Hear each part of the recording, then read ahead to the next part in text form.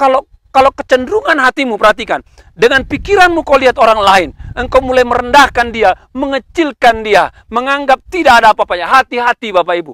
Maka kita sedang bertentangan dengan sikap merendahkan diri.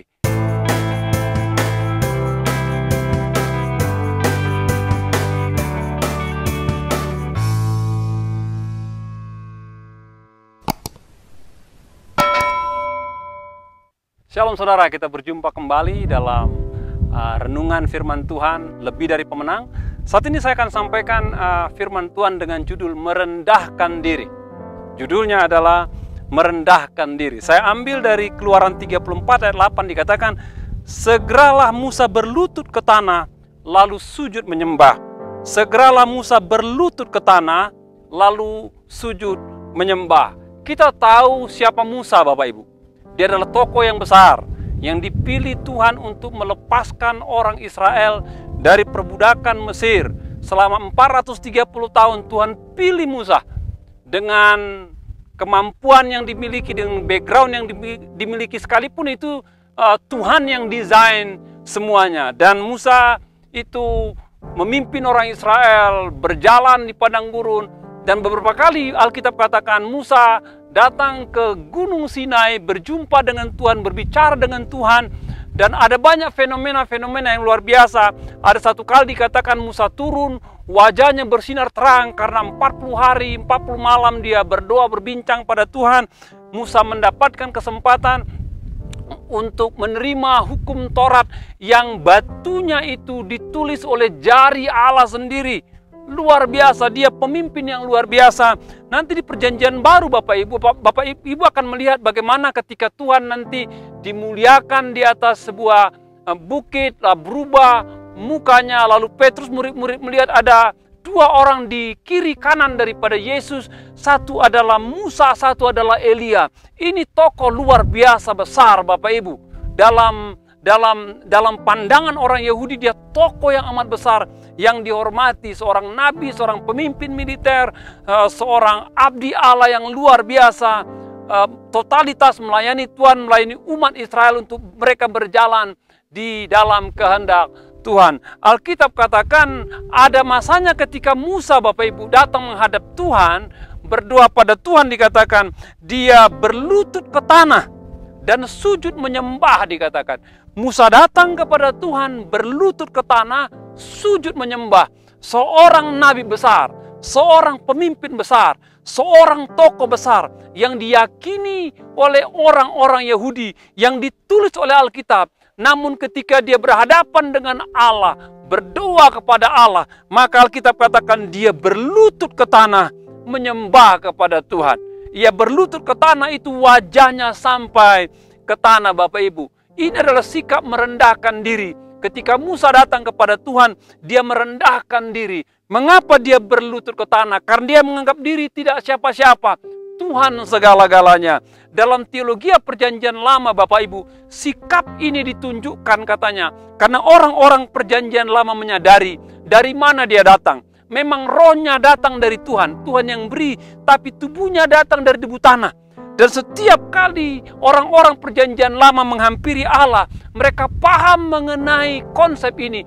Ketika mereka datang pada Tuhan, mereka sujud kepada Tuhan karena mereka tahu mereka tidak ada apa-apanya di hadapan Allah.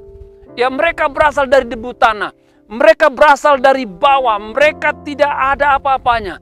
Dan sikap ini mereka pakai dan mereka tunjukkan, mereka perbuat setiap kali mereka datang kepada Tuhan. Itu adalah sikap merendahkan diri Bapak Ibu.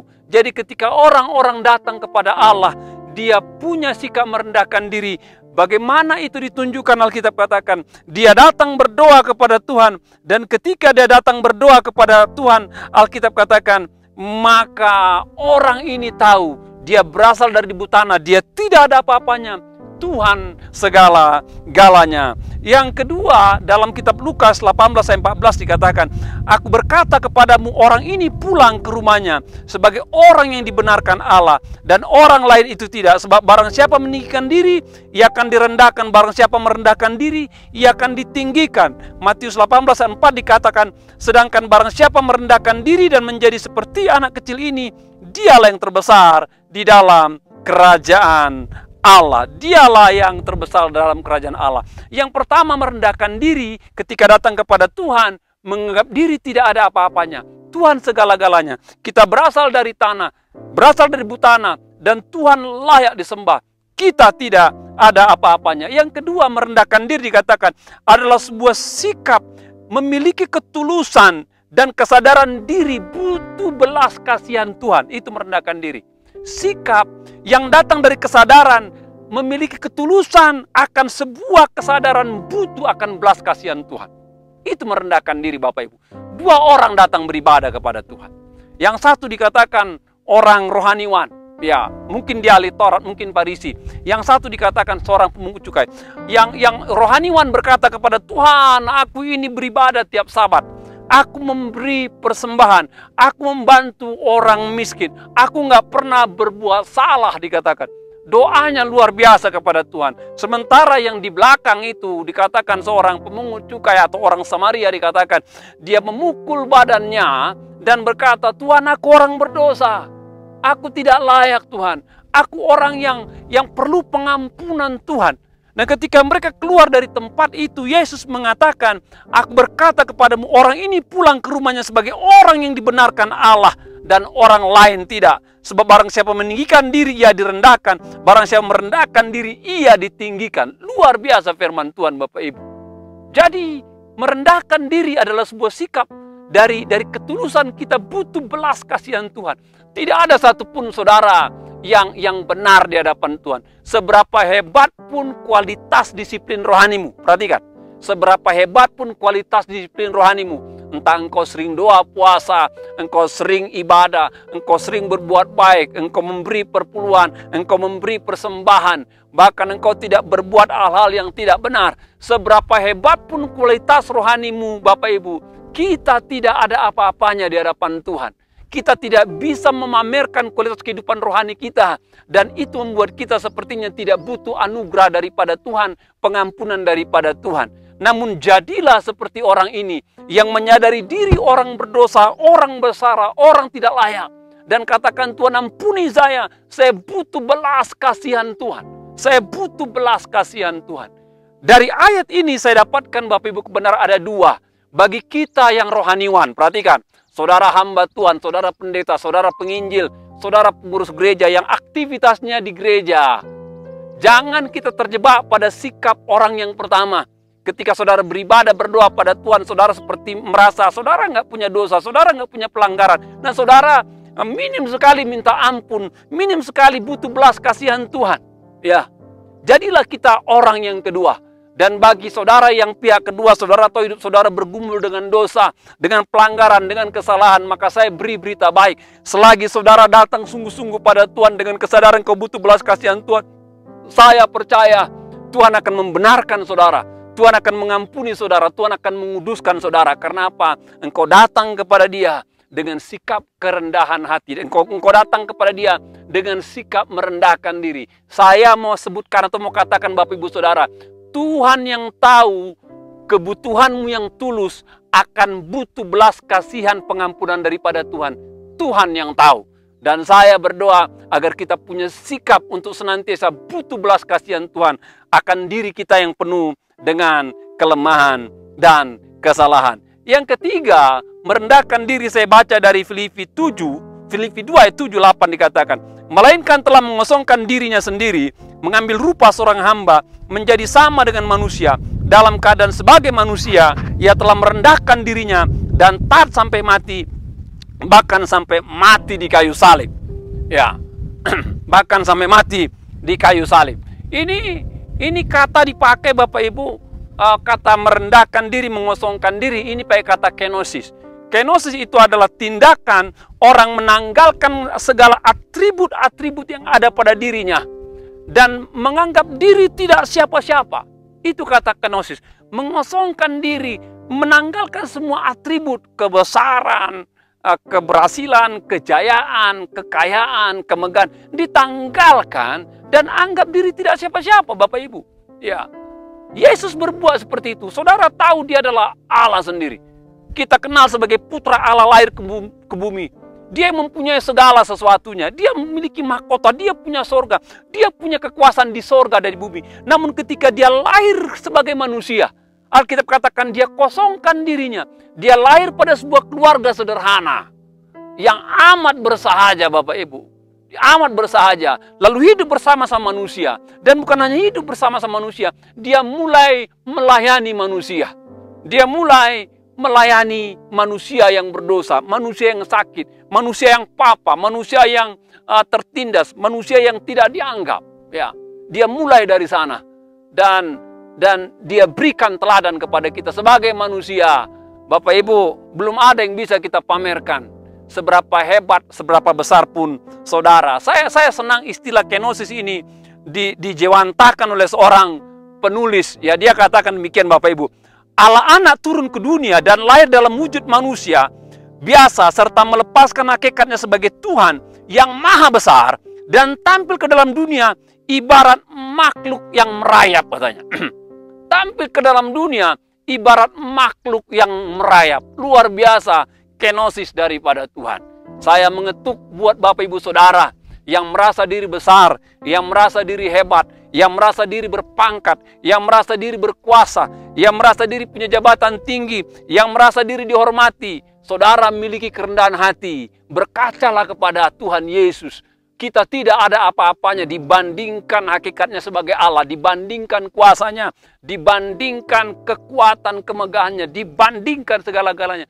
Tidak ada apa-apanya. Jadi kita harus merendahkan diri di hadapan Tuhan. Yang terakhir, bagaimana sikap merendahkan diri?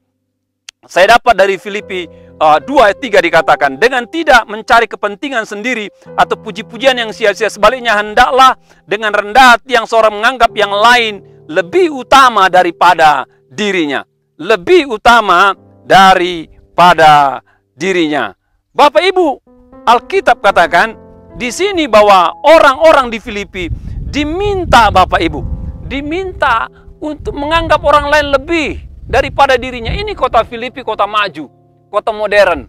Banyak orang-orang pintar di sana, banyak orang-orang kaya di sana, banyak orang-orang berpendidikan.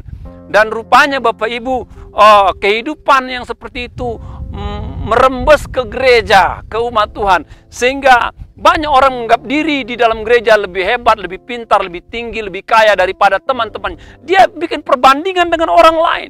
Ya, kata yang dipakai untuk merendahkan diri di sini, Bapak Ibu, dikatakan pakai kata tapeino.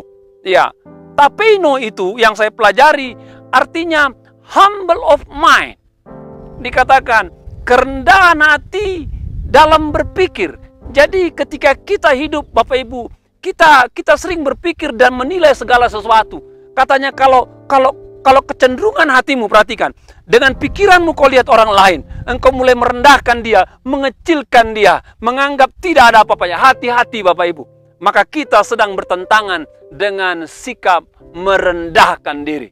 Sebaliknya katanya, sekalipun Anda dipandang oleh orang lain, Anda dipandang oleh dunia, dipandang oleh rekan, Alkitab katakan ketika engkau hidup bergaul dengan orang lain, maka ingatlah engkau harus punya sikap, punya konsep, punya kesadaran bahwa orang lain itu lebih berharga, orang lain itu lebih hebat, orang lain itu lebih luar biasa, orang lain itu lebih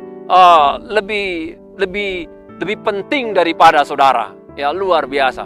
Satu kali saya punya pengalaman pribadi dan saya terkagum, Bapak Ibu. Satu kali saya diundang ke pesta yang besar sekali oleh salah seorang pejabat. Waktu itu dia sempat ikut kelasnya saya. Saya masih muda saat itu, usia kurang lebih 30-an. Ya, ketika saya ikut pesta, rupa itu pernikahan anaknya, Bapak Ibu. Dan Bapak ini berdiri dan ada banyak menteri-menteri yang datang pada masa itu. Lalu saya dengan beberapa teman dan mahasiswa datang diundang oleh Bapak ini, dan kami datang ke sana. Dan ketika kami datang, tiba saatnya untuk salaman, biasanya salaman kepada pengantin, dan saya ada pada barisan. Dan ketika saya salam dia, "Pak, selamat anak Bapak menikah." Dia bilang, "Tunggu Pak Gordon," katanya. Usianya saat itu sudah 55 tahun, pangkatnya tinggi, jabatan luar biasa, menteri pada datang, Bapak Ibu. Bayangkan saja. Lalu dia bilang begini, "Mama," dia bilang sama istrinya, "Mama, lihat orang muda ini." "Iya," katanya, "ini dosen saya loh, Ma," katanya. Waduh, saya malu setengah mati, Bapak Ibu.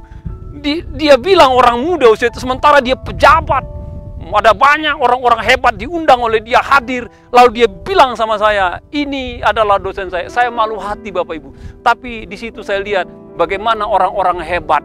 Mengapa mereka hebat? Karena mereka bisa menghargai orang lain. Meski orang itu mungkin masih di bawah dia, lebih kecil dari dia, tidak dianggap. Tapi mereka begitu menghargai orang lain. Makanya mereka menjadi besar. Jadi milikilah kerendahan hati Bapak Ibu. Ketika kau menghadap Tuhan, sembahlah dia. Sadarlah walaupun rohmu berasal dari dia, engkau dari debu tanah. Kita tidak ada apa-apanya. Miliki kerendahan hati Bapak Ibu. Kalau datang dengan ketulusan. Ya, jangan pamer mengenai prestasi rohanimu. Engkau butuh belas kasihan Tuhan. Engkau butuh anugerah Tuhan atas dosa dan pelanggaranmu.